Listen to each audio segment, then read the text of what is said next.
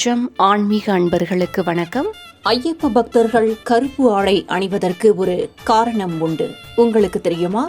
வாருங்கள், இந்த வீடியோ மூலம் தெரிந்து கொள்ளலாம். தினமும் குளிர்ந்த நீரில் 2 வேளை குளித்து கருப்பு நிற ஆடைகளை அணிந்து ஒருவேளை உணவை உண்டு வெறும் தரையில் உறங்கி காட்டிலும் மலையிலும் வெறும் காலுடன் நடக்க வைத்து சபரிமலைக்கு வந்து தன்னை தரிசிக்குமாறு விரத முறைகளை வகுத்து தந்துள்ளார் சபரிமலை சுவாமி ஐயப்பன். கார்த்திகை மாதம் மாலை அணிந்து 1 மண்டலம் விரதம் இருந்து ஐயப்ப சுவாமியை வழிபடும் பக்தர்கள் கருப்பு ஆடை அணிந்து கொள்வதற்கு ஒரு கதை கூறப்படுகிறது. ஒரு சமயம் சனீஸ்வர பகவான் ஐயப்ப பக்தர் ஒருவரை பிடிப்பதற்காக சென்றபோது அவரை தடுத்து நிறுத்திய தர்மசாஸ்தாவான ஐயப்பன், எனது பக்தர்களை ஏன் தண்டிக்கிறீர்கள்? அவர்களுக்கு கொஞ்சம் கருணை காட்டக்கூடாதா என்று கேட்டாராம்.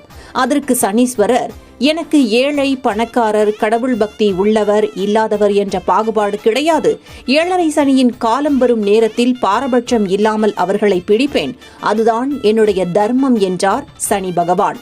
மேலும் பிரம்மா, விஷ்ணு, சிவன் ஆகிய மூவரும் எப்படி தங்களுடைய படைத்தல், காத்தல், அழித்தல் என அவரவர் தொழிலை செய்கின்றார்களோ அதேபோல் என்னுடைய வேலையை உரிய நேரத்தில் சரியாக செய்கிறேன்.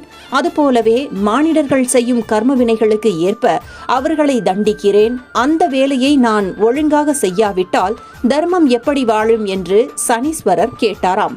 சனீஸ்வரரின் பதிலில் திருப்தியடைந்த ஐயப்பன், சரி, இனிமேல் நீ தரும் தண்டனைகளை என்னிடம் சொல். அந்த தண்டனைகளை 1 மண்டல காலத்திலேயே அனுபவிக்குமாறு என்னுடைய பக்தர்களுக்கு விரத முறைகளாக நான் வகுத்து தருகிறேன் என்றார் ஐயப்பன். நான் கொடுக்கும் கஷ்டங்களை, தண்டனைகளை 1 மண்டல காலத்திலேயே எப்படி கொடுக்க முடியும் என்று கேட்டார் சனீஸ்வர பகவான். அதற்கு புன்முறுவலுடன் பதிலளித்த தர்மசாஸ்தாவான ஐயப்ப சுவாமி, கவலைப்படாதீர்கள், நீங்கள் குறிப்பிட்ட அத்தனை தண்டனைகளையும் அளிப்பேன். என்னுடைய பக்தர்கள் மண்டல விரத காலத்தில் மிகவும் எளிமையாக ஒருவேளை உணவை உண்டு திருப்தியடைவார்கள். வெறும் தரையிலேயே படுத்து உறங்குவார்கள்.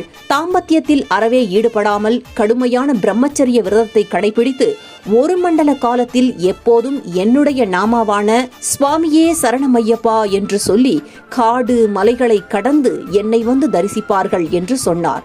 அதோடு, உனக்கு பிடித்த நிறம் கருப்புதானே, அந்த கருப்பு ஆடையையே எனது பக்தர்களை உடுத்தச் செய்து காலணிகளை அணிய விடாமல், முடி திருத்திக் கொள்ளாமல், என்னுடைய அணிகலனான துளசி மாலை அணிந்து சுக துக்கங்களில் கலந்து கொள்ளாமல் ஒதுங்கியிருக்கச் செய்து அனைவராலும் சுவாமி என்று அழைக்கச் செய்வேன். அதிகாலையிலும் மாலை நேரத்திலும் குளிர்ந்த நீரில் எனது பக்தர்களை நீராடச் செய்வேன். எனது பக்தர்கள் அனைவருமே இந்த விரத முறைகளை சிரமேற்கொண்டு செய்து முடித்து என்னை வந்து தரிசிப்பார்கள். அவர்கள் மீது நீ உனது கொடூர பார்வையை செலுத்தாமல் மனம் கனிந்து கருணை மழை பொழிந்து அருளாசி வழங்கி வர வேண்டும் என கேட்டாராம் ஐயப்பன். தர்மசாஸ்தா ஐயப்பன் சொன்ன விரத முறைகளை பக்தி பெருக்குடன் ஏற்றுக்கொண்ட சனீஸ்வர பகவான் அன்றிலிருந்து இன்று வரையிலும் ஐயப்ப பக்தர்களிடம் தன்னுடைய கொடூர பார்வையை செலுத்தாமல் நன்மைகளை மட்டுமே அளித்து வருகிறார் என்று கூறப்படுகிறது.